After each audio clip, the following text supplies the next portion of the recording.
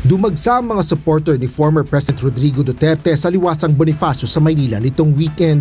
Hinaing ng mga ito na pabalikin sa Pilipinas ang dating Pangulo na kasalukuyang nasa kustodiya ng International Criminal Court o ICC sa The Hague, Netherlands. Emosyonal na isinalaysay ni Senador Christopher Bongo ang kanyang mensahe. Hindi naman tatakas si Tatay Digong. Nung Sabado, maraming nagpapayo sa kanya. Kami, sinabihan namin, Tatay Digong, pagpaliban mo muna. Pagpaliban mo muna yung pagpapauwi mo rito. Alam ni Mama Anilet yun, alam ni Iyes yun, alam ng mga kasama niya. Dahil meron na pong threat sa kalusugan niya, sa buhay niya. Di natin alam eh. Pero mas pinili niyang umuwi at harapin. Ibig sabihin nun, hindi tatakas si Tatay Digong. Hindi tatakbo si Tatay Digong na hindi na kanya kaya tumakbo. Nakasungkot.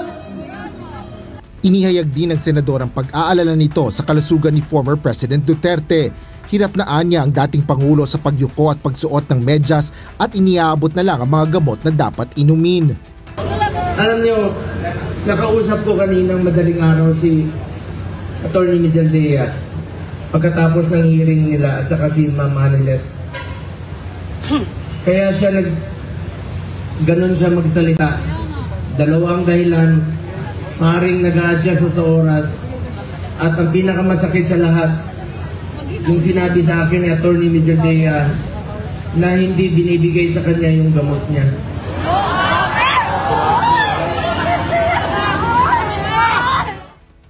Tinuligsa naman ni Senador Ronald Bato de la Rosa ang ginamit anyang dahilan ni Pangulong Ferdinand Marcos Jr. sa pagpapaaresto kay Duterte. Partikular na ito sa commitment o pangako umano ng bansa hindi sa ICC kundi sa Interpol. Sa kabila nito, umapila ang mambabata sa mga Duterte supporter ng kahinahunan. Ako pa rin na nakikiusap sa inyo. I am appealing for your sobriety. Sana kalma lang tayo. Huwag tayo gumawa ng dahas. Dahil pagdating sa dahas, bibigyan natin sila ng rason na mag-declare ng martial law.